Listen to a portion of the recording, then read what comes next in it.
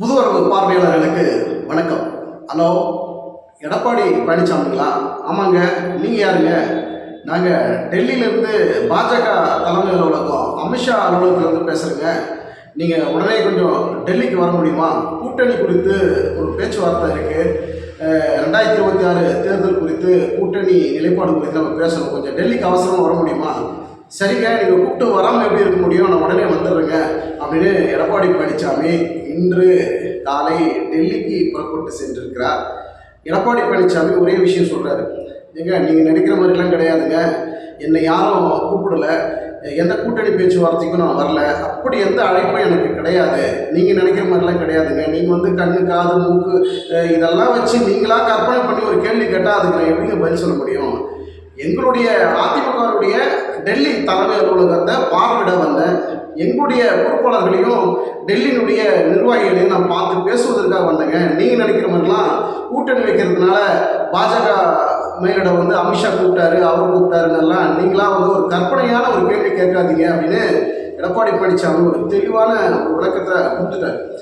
ஆனால் இதில் ஒரு முக்கியமாக பார்க்க வேண்டிய ஒரு விஷயம் என்னன்னா, டெல்லி பாஜக தலைமை அலுவலகம் அமித்ஷா ஏற்கனவே ஒரு திட்டவட்டமான ஒரு விஷயம் கராராக ஒரு முடிவெடுக்கப்பட்டிருக்கு. பாஜக அதிமுக கூட்டணி நிலைப்பாட்டில் 2026 தேர்தல் தமிழகத்தில் வேற ஒரு நிலைப்பாட்டை எடுத்தே ஆக வேண்டும் அப்படிங்கிறதுனால எடப்பாடி பழனிசாமியை கிட்டத்தட்ட கன்வின்ஸ் பண்ணிட்டாங்க. பாஜக அதிமுக கூட்டணி உறுதிப்பட்ட ஒரு சூழல் நிலவுது அப்படிங்கிறது இன்னைக்கு பெரிய அளவில் பேசப்படக்கூடிய ஒரு பேசுபொருளாக இருக்குது. நீங்கள் ஒரு விஷயத்தை உற்று கவனித்தீங்க அப்படின்னா, எடப்பாடி பழனிசாமி 6 மாதத்திற்கு முன்பு அவர் என்ன பேசியிருந்தார் அப்படின்னா, பாஜகவுடன் கூட்டணி எல்லாம் எங்களுக்கு இல்லைங்க, நாங்கள் பிரிந்து வந்தது தான், எங்களுக்குன்னு ஒரு கொள்கை இருக்குது, கோட்பாடு இருக்குது, அந்த அடிப்படையில் நாங்கள் கட்சி வலுவாக இருக்கிறோம், எங்களுக்கு எந்த இதுவும் வேணாங்க, நாங்கள் பாஜகவுடன் வந்தபடியே இருக்கட்டும், நாங்கள் பாஜக கூட்டணியில் சேரவும் மாட்டோம், அங்கே வகிக்க மாட்டோம் அப்படின்னு சொன்ன எடப்பாடி பழனிசாமி இது சொன்னது 6 மாதத்திற்கு முன்பாக.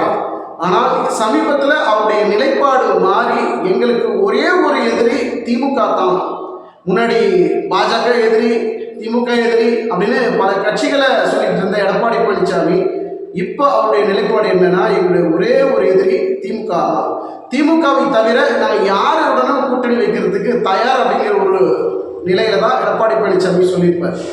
சில நாட்களாக எடப்பாடி பழனிசாமி இன்னொரு கருத்தையோ முன்வைக்கிறத நம்ம பார்க்க முடிகிறது.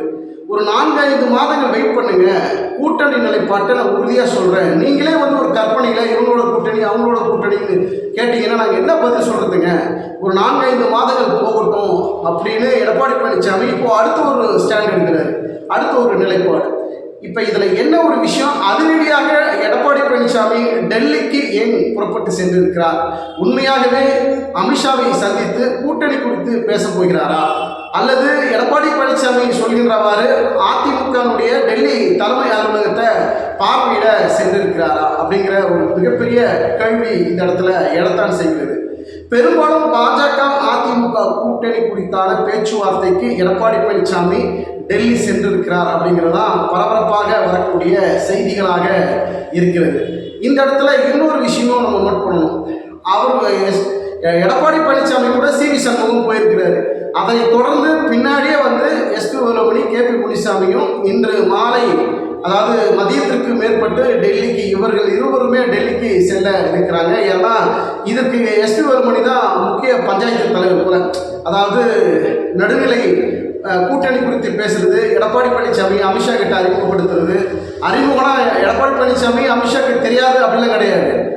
ஏற்கனவே எஸ்.பி. வேலுமணியுடைய திருமணத்திற்கு பாஜகனுடைய தலைவர்கள், முக்கிய பொறுப்பாளர்கள் வந்தாங்க.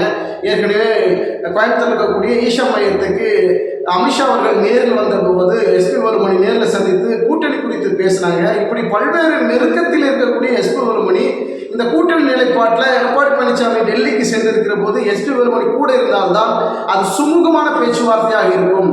எடப்பாடி பழனிசாமி அதிமுகவை எப்படி கூட்டணிக்குள்ளே இணைக்கலாம், என்னென்ன மாதிரியான டேர்ம்ஸ் அண்ட் கண்டிஷன் போடலாங்கிறது எஸ்.பி. வேலுமணி கூட இருந்தால் தான் எடப்பாடி பழனிசாமிக்கு பேச்சே வரும். அப்போதான் கூட்டணி குறித்து பேசுவதற்கு அவருக்கு ஒரு பெரிய ஒரு மாசான ஒரு என்ட்ரி கிடைக்குங்கிறதுனால தான் பின்னாடியே எஸ்.பி. வேலுமணியும் கே.பி. முனிசாமியும் டெல்லிக்கு பறக்கிறார்கள். விரைவில் கூட்டணி அறிவிப்பு வரும் அப்படின்னு எடப்பாடி பழனிசாமி ஏற்கனவே சொல்லிட்டு விரைவில் என்ன ஒரு 5 மாதம் 6 மாதம் கழித்து பொறுங்க அப்படின்னு. இந்த கேப்பில் பாஜக கூட்டணி அதிமுகவுடன் இணைகிறது அப்படிங்கிறது மிகப்பெரிய ஒரு சலசலப்பை, மிகப்பெரிய உறுதிப்படும் தன்மை வெளிப்பட்டு கொண்டே இருக்கிறது. வேறு வழி இல்லை. எடப்பாடி பழனிசாமி டெல்லி சென்றிருக்கிறார். ஓ பன்னீர்செல்வம், சசிகலா உள்ளே வா வெளியே வா. அமித்ஷா போடும் கண்டிஷன் என்ன? எடப்பாடி பழனிசாமி அமித்ஷா போடும் கண்டிஷனுக்கு எடப்பாடி பழனிசாமி ஒத்துக்கொள்வாரா? எஸ்பி வேலுமணி அவருக்கு ஒரு பரிந்துரை பண்ணுவாரா? சரிண்ணே, பரவாயில்ல, சசிகலா அவர்களையும் ஓ பன்னீர்செல்வத்தை நம்ம இணைச்சிக்கலாம், நம்ம நீங்களே தலைமையில் இருங்க, நாங்கள்லாம் கட்சியில் உங்களோட மிகப்பெரிய பலமாக நாங்கள் இருக்கிறோம் அப்படின்னு இப்படி ஒரு சமரசம் பேச்சுவார்த்தைக்கும் முயற்சிப்பதாக ஒரு தகவல் வருது. ஓ பன்னீர்செல்வமும் சசிகலாவும் கட்சியில் இணைக்க மாட்டேன் அப்படின்னு நேர்த்து, அதாவது நீங்கள் இவர்களை இணைவரும் அதான் ஓபிஎஸ் சசிகலா இருவரையும் அதிமுகவில் சேர்க்கக்கூடிய நிலைப்பாடு இப்போ வரைக்கும் கிடையாதுங்க. அப்படி ஒரு யோசனை எனக்கு கிடையாதுங்க. அதாவது இப்போ வரைக்கும் கிடையாதுன்னு சொன்னார் நேற்று. நாளைக்கு நடக்கலாம் இல்லையா, அடுத்த வாரம் நடக்கலாம், அடுத்த மாதம் நடக்கலாம், இல்லை அமித்ஷா போடக்கூடிய அந்த கண்டிஷன் பேஸில் எடப்பாடி பழனிசாமி முடிவெடுப்பதற்கும் வாய்ப்புகள் இருக்குதுன்னு சொல்கிறாங்க. எடப்பாடி பழனிசாமி டெல்லி சென்றிருக்கக்கூடிய சூழலில் எஸ்பி வேலுமணி கேபி முனிசாமியும் டெல்லிக்கு பின்னாடியே பறக்க இருக்கிறார்கள். விரைவான செய்திகள், அதிரடியாக அதிமுக கூட்டணி குறித்தான பல்வேறு தகவல்கள் உள்ளே வர இருக்கிறது. அதுபோக எஸ்பி வேலுமணி அமித்ஷா கிட்ட ஒரு முக்கிய தகவலும் சொல்ல இருப்பதாகவும், ஓ பன்னீர்செல்வத்தையும் சசிகலாவையும் கட்சியில் இணைத்து நாம் செயல்படுகின்ற போது கட்சி நமக்கு ஒரு மிகப்பெரிய ஒரு பலம் கொடுக்கும். ஏன்னா முக்குளத்தூர் வாக்குகள் இருக்கிறது, தென் மாவட்ட வாக்குகள் இருக்கிறது, டெல்டா மாவட்ட வாக்குகள் இருக்கிறது. நம்முடைய கட்சி உறுப்பினர்கள் ஏற்கனவே முன்னாள் முதலமைச்சர் ஜெயலலிதா அவர்களுடைய வழியில் அவர்கள் இருந்த காலகட்டத்தில் 3 முறை முதலமைச்சராக இருந்தவர், அதிமுகவுடைய அடிமட்ட தொண்டனாக ஒரு பொறுப்பாளராக இருந்த ஓ பன்னீர்செல்வம் நம்ம ஒரு விரோதியாக பார்க்கக்கூடாது, நம்மளாம் ஒற்றுமையாக ஒன்றிணைந்து செயல்படக்கூடிய ஒரு சூழலை உருவாக்கணும்னு எஸ்பி வேலுமணி ஒரு பரிந்துரை செய்வதற்காகவும் கூட இந்த சந்திப்பு இருக்கும் அப்படின்னு சொல்கிறாங்க. ஏன்னா காலையில் டெல்லிக்கு சென்ற எடப்பாடி பழனிசாமி பின்னாடியே எஸ்பி வேலுமணி கேபி முனிசாமியும் போவதற்கு என்ன காரணம்? உடனடியாக அவர்கள் இருவரையும் டெல்லிக்கு வர சொல்லுங்க அப்படின்னு அமித்ஷா போட்ட உத்தரவா, அமித்ஷா போட்ட கண்டிஷனா அப்படின்னு பல்வேறு கேள்விகளும் இருக்கிறது. பாஜகவுடன் அதிமுக கூட்டணிங்கிறது பல சலசலப்புகளும் பல எதிர்பார்ப்புகளும் பல ஊடகங்களில் பேசிக்கிட்டு வந்தாலும் அரசியல் வியூகமாக என்னவாக இருக்கிறதுனா 2026 சட்டமன்ற தேர்தலில் பாஜகவுடன் அதிமுக கூட்டணி உறுதி செய்யப்பட்ட நிலையில், பேச்சுவார்த்தை முடிக்கப்பட்ட நிலையில் பாஜகவும் அதிமுகவும் கூட்டாக நாங்கள் கூட்டணி அமைக்க போகிறோம், கூட்டணியில் நாங்கள் இணைய போகிறோம்னு அவர்கிட்ட இருந்து அதிகாரப்பூர்வ தகவல் வரவில்லையே தவிர அவர்களும் விரைந்து கூட்டணி நிலைப்பாட்டை வெளியில் செய்தியாளர் மத்தியில் அறிவிக்கக்கூடிய ஒரு சூழல் நெருங்கி கொண்டிருக்கிறது. பேச்சுவார்த்தை பெரும்பாலும் முடிக்கப்பட்டு பாஜகவுடன் அதிமுக நெருக்கத்தில் ஈடுபடக்கூடிய ஒரு சூழலை நாம் பார்க்க முடிகிறது. ஏன்னா தெளிவாக எடப்பாடி பழனிசாமி ஒரு விஷயத்தை அழுத்தமாக சொல்லியிருப்பார், எங்களுக்கு ஒரே ஒரு எதிரி திமுக தான், திமுகவை தவிர வேற யாரும் எங்களுக்கு எதிரி இல்லைன்னா அதிமுகவுக்கு வேற எந்த கட்சியும் எதிரி இல்லை, அப்போ கூட்டணிக்கு யார் வேணும் வரலாம், நாங்கள் யார் வேணும் போகலாம் அப்படிங்கிறத நிலைப்பாட்டை எடப்பாடி பழனிசாமி எடுத்துட்டாரு. இந்த பக்கம் தாவேக தலைவர் விஜய் அவர்கள் தனியாக நிற்கக்கூடிய ஒரு சூழல். அங்கே நம்ம போடுவோம்னா நமக்கு சரியான வாய்ப்புகள் கிடைக்குமா கிடைக்காதா ஒரு மிகப்பெரிய ஒரு குழப்பம் எடப்பாடி பழனிசாமிக்கு. பழையபடியே நம்ம ஏற்கனவே 4 ஆண்டுகள் முதலமைச்சராக இருந்ததற்கு பல்வேறு உறுதுணையாக இருந்தது பாஜகவுடைய தலைமை தான். அவருடைய நன்றியை நாம் மறக்கக்கூடாதுங்கிறதுனால மீண்டும் பாஜகவுடன் அதிமுக எடப்பாடி பழனிசாமி கூட்டணி வைக்கிறது பெரிய அளவில் நெருக்கம் காட்டுறாங்க. உறுதிப்படக்கூடிய ஒரு செய்தி விரைவில் வரும் அப்படிங்கிற எதிர்பார்ப்பும் இருக்கிறது. பொறுத்திருந்து பார்க்கலாம். இன்று மாலை எடப்பாடி பழனிசாமி செய்தியாளர் சந்திப்பில் நான் அமித்ஷாவை சந்திக்கலைங்க, நான் போன என்னுடைய பர்சனல் வேலையை பார்த்து அதிமுகவுடைய தலைமை டெல்லி தலைமை அலுவலகத்தை பார்த்துட்டு வந்தேன், மற்றபடி எந்த இதுவும் இல்லைங்க, அப்படியெல்லாம் நீங்கள் நினைக்கிற மாதிரிலாம் ஒன்றும் இல்லைங்கன்னு செய்தியாளர்கிட்ட சொல்வதற்கும் வாய்ப்பு இருக்குது. பின்னாடியே எஸ்பி வேலுமணி கேபி முனிசாமி போயிருக்கிறாங்க.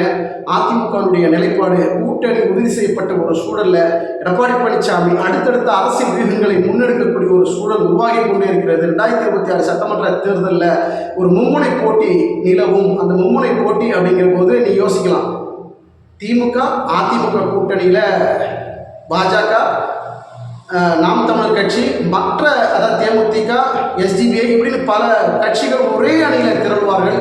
இன்னொரு பக்கம் தாவேகாவும் திமுகவும் பாஜக கூட்டணி ஓரணை தரக்கூடிய மும்முனை போட்டி தான் நடக்கும்ங்கிறது நம்மளுடைய கருத்து கணிப்பாக இருக்கிறது. பொறுத்திருந்து பார்க்கலாம். 2026 சட்டமன்ற தேர்தல் யாருக்கு சாதகமான தேர்தல், எந்த கூட்டணி, எந்த மெகா கூட்டணி வெற்றி பெறும் அப்படிங்கிறது மிகப்பெரிய எதிர்பார்ப்பை ஏற்படுத்தியிருக்கிறது. தமிழகத்தில் ஒரு ஆட்சி மாற்றம் வேண்டும், மக்களாட்சி, மக்களுக்கான ஆட்சியை கொடுக்கணும் அப்படின்னு மக்கள் எல்லாம் பல்வேறு கருத்துக்களை முன்வைக்கக்கூடிய ஒரு சூழல் தமிழகத்தில் அதிக அளவில் இருக்குது. அப்படி ஒரு ஆட்சி மாற்றம் ஏற்பட போகிறதா, இல்லை அதிமுகவுடைய தலைமையில் அதிமுக மீண்டும் ஆட்சி பிடிப்பதற்கு பல்வேறு வியூகங்கள் இருக்கிறது, அது உண்மையாகுமா அப்படிங்கிறது நம்ம பொறுத்திருந்து பார்க்கலாம். உங்களுடைய கருத்துக்களை கமெண்ட் செக்ஷனில் பதிவு பண்ணுங்க. எடப்பாடி பழனிசாமி பாஜகவுடன் கூட்டணி வைக்கிறது சரியா தவறா? தாவேகாவுடன் அதிமுக கூட்டணி வைத்தால் வெற்றிக்கு வாய்ப்பு ஏற்படுமா? உங்களுடைய கருத்துக்களை கமெண்ட் செக்ஷனில் பதிவு பண்ணுங்க. நன்றி, வணக்கம்.